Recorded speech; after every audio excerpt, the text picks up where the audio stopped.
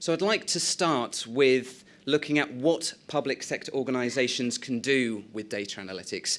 And it may be that in conversations, events, or things that you've read before you came in the room today, you'll have heard about data or data analytics or big data, small data, shared data, closed data, maybe artificial intelligence, machine learning, lots of different terms banded around. And I'd urge you not to get bogged down with any of them. I'd urge you instead to think of it in a much more simple way as we do, which is saying fundamentally, this is about using data to gain insights that enable better conversations. Conversations between you and your colleagues, you and other organisations, you and citizens in some cases. And ultimately, we very much hope lead to better actions. We are not interested in doing clever things with data as an end in and of itself. We are interested in data to the extent that it enables people like yourselves to do your jobs better. It's the actionable insights that we are most interested in. Now, although this sort of topic is associated with advanced technology often, it's worth pointing out that this is nothing new in many cases. Lots of examples throughout history. A famous one here from 1854 when the physician John Snow famously plotted the locations of deaths following a cholera outbreak in order to come up with the insight that the cause of it was that they were all drinking from the same water fountain in the town square. The action that led from that: take off the handle of that pump, saving potentially untold lives. So the technology may have changed, but this is not necessarily anything new. Now, if we skip forward to much more recent times, when I first started looking at this agenda about 6 years ago, I noticed that there were sort of two broad narratives, two broad areas where we were talking about public sector data. On the one hand, we had the open data agenda, the idea that public sector organisations have got great data sets. Let's release them on portals and websites. Let's see what the public, what hackers can go and do with them. On the other hand, we had the smart city agenda, towns and cities spending hundreds of thousands, if not millions, on new technology to give them even more data that mostly they had absolutely no idea how to use. Now, I'll be the first to admit that there's been huge and exciting developments in both of those fields over the last 6 years, but there was a missing middle that we care about in our work, and thankfully others are really putting more energy towards today, and that's public sector organisations recognising that they should be the primary consumers of their own data. Because if people like you use your own data to drive service improvements, to make better decisions, the quality of the data you can release to everyone else as open data will massively increase. And if you use your own data, you'll know what the gaps are, and it will be obvious where it makes sense to invest in new technology that fills those gaps. The second observation that I picked up early on when I was looking at this was data is a fundamental enabler of many of the smarter ways of working that the public sector is desperate to put in place. Smarter ways like, all other things being equal, it is very desirable to target our scarce resources at areas of greatest need, at cases of highest priority. You can do it if you've got the data that shows where those cases are. We want to intelligently coordinate the actions of different teams. If we think of the most complex and often expensive areas of public service delivery, like social care, up to 30 separate organisations might be trying to support one individual, one family. How can they do that effectively if they don't have some visibility, the data on what each other is doing? And last but not least, the holy grail of public service reform: prediction and prevention, prediction and early intervention, intervening in problems when they are small, when less harm has been caused, when frankly they are cheaper to resolve.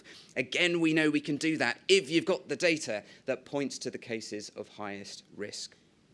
So why isn't every organisation doing all of these things consistently across the board, using data as the enabler?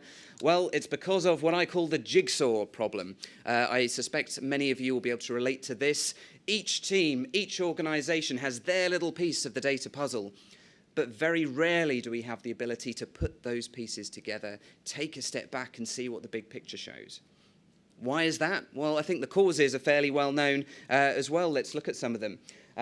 I suspect, well, I never have a conversation with public sector colleagues without the mention of struggling with an old IT system or systems that don't talk to each other, or some outsourced provider owns the IT system so you can't even get access to your own data. It makes it very difficult to use and get access to your data. Even if you can get the data out, it's often recorded in inconsistent formats and standards, a spreadsheet here, a PDF there. I'm Eddie Copeland in one, Mr. E. Copeland in another, Mr. E. Copeland in another still. With no unique identifier to help match records about me. We know there's legal challenges. For all the publicity that there was last year on the General Data Protection Regulation, GDPR, people still understandably feel a bit hesitant about what you can and can't do with data, and so we tend to urge on the side of caution. Organizational barriers. If your colleagues, if your staff are not constantly demanding data as being imperative to making decisions, it's very difficult to then shape teams around it, get the people there, get the space there, the resources, and the money to make this happen. So no wonder there are barriers.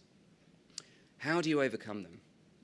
Well, we spotted many years ago a model which others have found a source of inspiration in as well, the Mayor's Office of Data Analytics in New York City, set up under Mayor Michael Bloomberg, which really focused on how do we crack the technology, the data, the legal, the cultural challenges to being able to join up, analyze, and act upon our collective data. And we thought, well, wouldn't it be great if we could try this in London as well? And so we gathered together a group of data experts, service managers as well, from a number of London boroughs. 12 worked with us in the end, and said to them, what would be meaningful enough to you? What issue would motivate you to go through the hassle of trying to overcome those barriers with us? And the issue that they came up with was tackling unlicensed HMOs, houses in multiple occupation. Which is basically a landlord renting out a property to multiple tenants on separate contracts where they share, say, the kitchen and the bathroom. You need a special license to have that. There's estimated to be up to 15,000 HMOs per London borough, and only 10 to 20% are thought to be correctly licensed on average. So the question was, can you help building inspectors find more of those high-risk properties first? And the point I'd like to make about that process was that it didn't start with the data scientists. It started by working with frontline workers, frontline building inspectors, and saying, you guys know what are the characteristics of a dodgy property. You tell us what they are from your years of experience. Next step, can we find data sets that relate to those risk factors that the building inspectors mentioned? Third step, the clever part, you get your data scientists to use machine learning to take past known cases of unlicensed HMOs, comparing them to those data sets that are thought to be meaningful, and weighting the factors according to the extent to which they're characteristics that are seen in those past cases. If you can create an algorithm from that process, you should be able to take data on addresses whose status you don't know to create a prioritized list that would help inspectors go to those highest risk properties first. And in doing so, we work through the technical, the data, the legal, and the cultural barriers to making that possible. As of now, London has the City Data Analytics Programme following this pilot to enable London-wide initiatives on data tackling precisely those issues.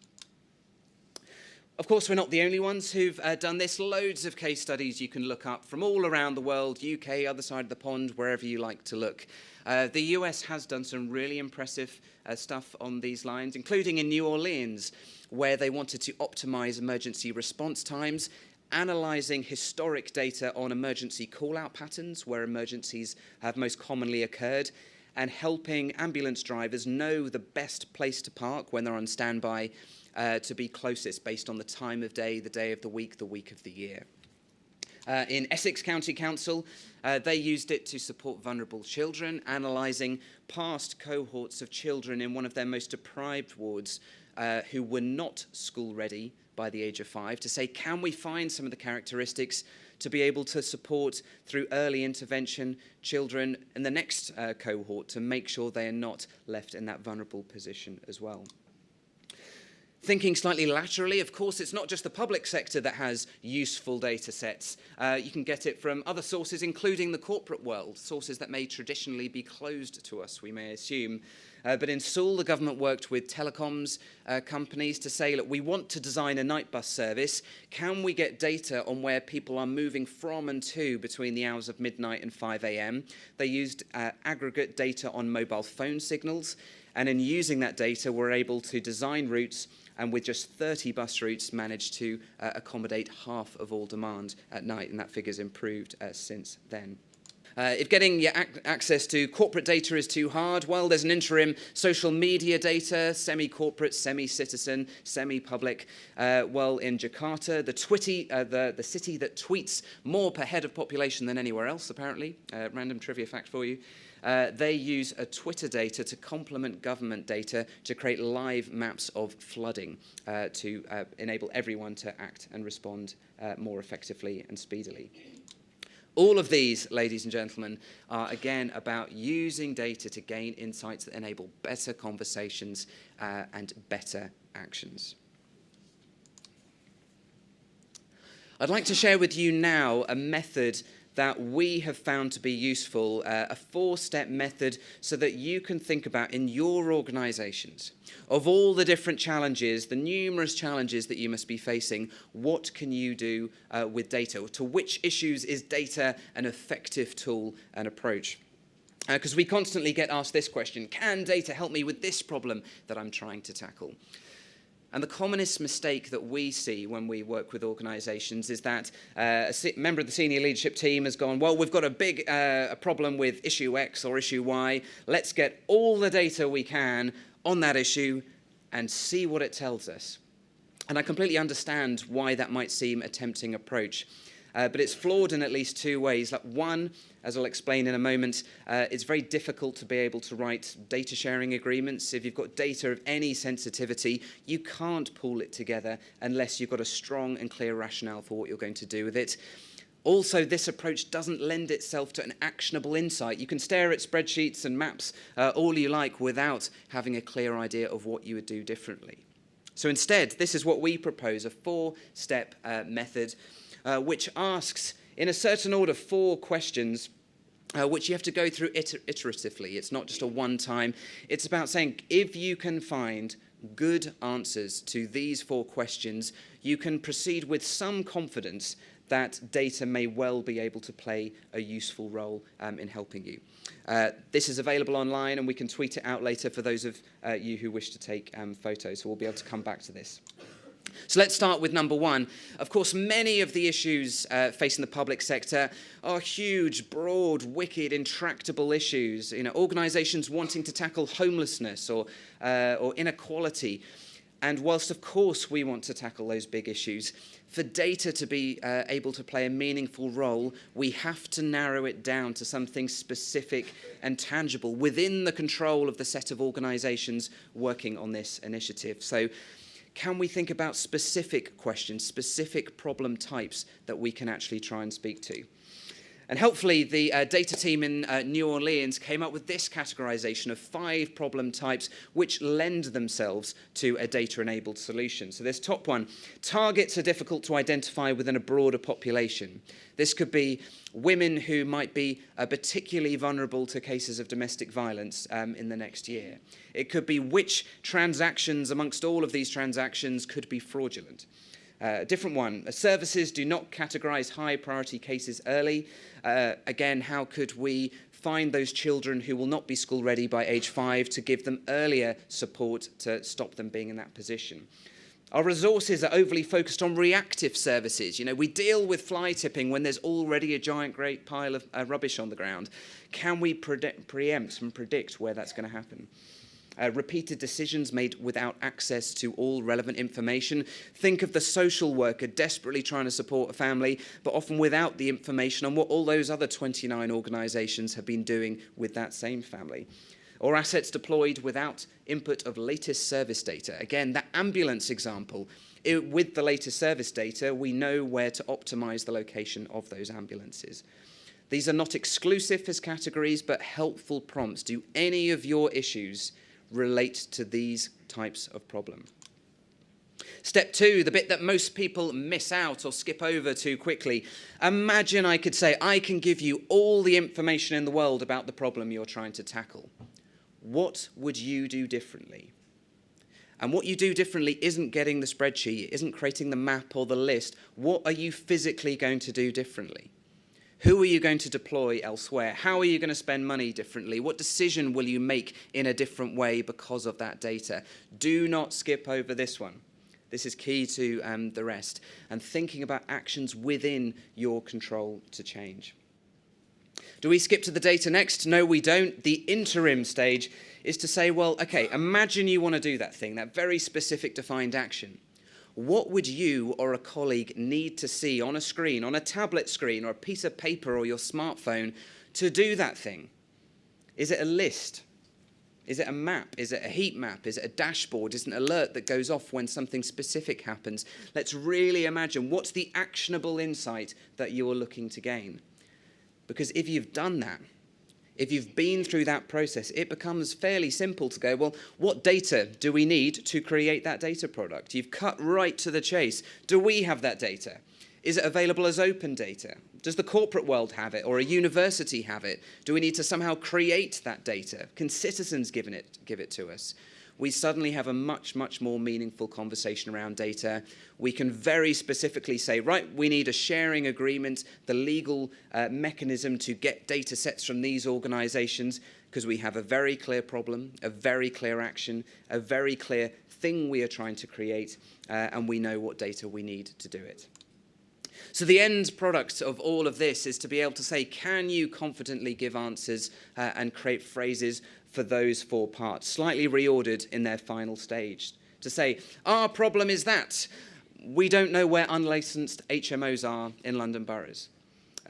If we knew which properties were highest risk, using data sets about property characteristics, the number of different surnames at an address, potentially past data on dodgy, known rogue or prosecuted landlords, we would go to those high-risk properties first. That is our 4-step method that we and others have found to be effective. We like it because it's got a simple framework for understanding how you can talk to your colleagues about the role of data, and I hope that you will find it useful too.